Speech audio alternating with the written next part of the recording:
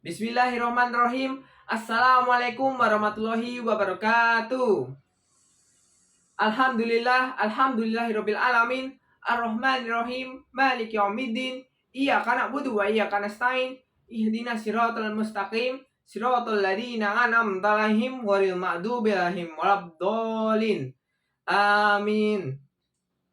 Pertama-tama, marilah kita panjatkan puja dan puji syukur kita kehadirat Allah Subhanahu wa Ta'ala yang telah melimpahkan rahmat dan hidayahnya kepada kita semua, sehingga kita dapat menghadiri acara pada siang hari ini dengan keadaan sehat walafiat.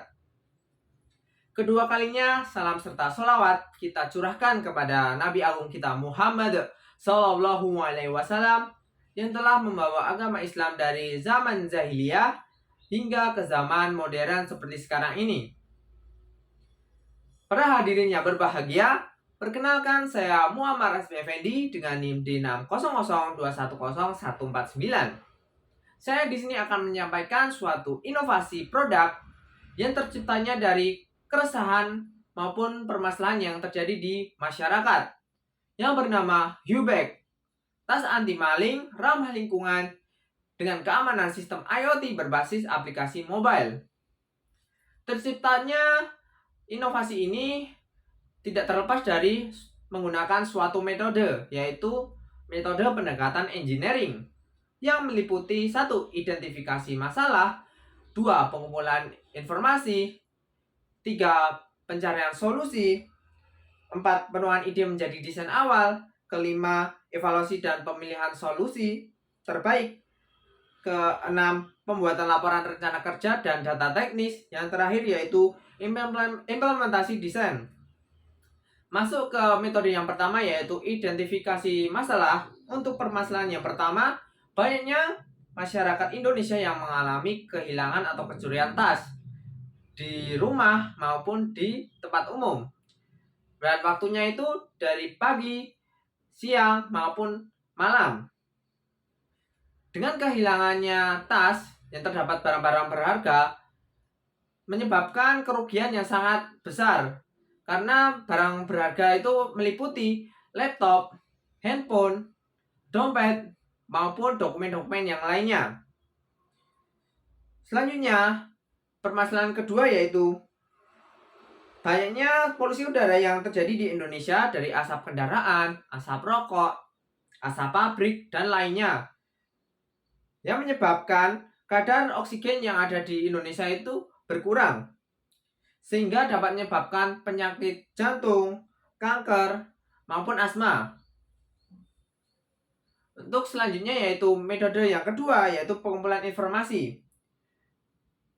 Dari bersumber dari internet, didapatkannya terdapat banyak terjadi kasus pencurian dari tahun 2018 sampai 2022. Yang setiap tahunnya memiliki rata-rata terjadi pencurian sebesar 1.492 kasus. Dan pada tahun 2018 memiliki kasus tertinggi, yaitu sebesar 1.990 kasus. Namun hal ini tidak dijelaskan apakah dari kasus tersebut keseluruhannya adalah kehilangan tas atau pencurian tas. Di antaranya contoh berita yang sekarang ini yaitu pencurian tas di kolam renang Ciracas, Jakarta Timur. Hal ini dikarenakan banyak masyarakat yang sering meninggalkan barang-barangnya, terutama di kolam yang kita ditinggal untuk berenang, dan itu memiliki potensi untuk pelaku pencurian untuk mengambil tas korban karena tidak ada terjadinya pengawasan dari tas tersebut.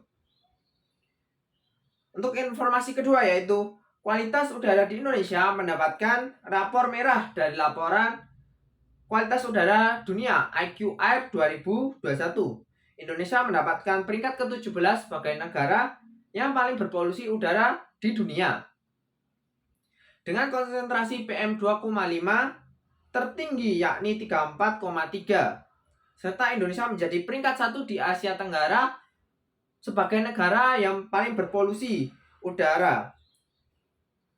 PM2,5 sendiri adalah polusi partikel halus atau polutan bahaya yang dapat menyebabkan penyakit seperti asma, stroke, jantung, dan paru-paru. Untuk metode ketiga yaitu pencarian solusi dari masalah yang ada di masyarakat ini yang kita ambil dari sumber informasinya dari internet, menciptakan sebuah ide untuk membuat tas yang anti maling dan dapat mengurangi polusi udara. Sehingga dirancanglah tas yang pengamanannya berbasis IoT dan dapat dikendalikan menggunakan aplikasi berbasis mobile.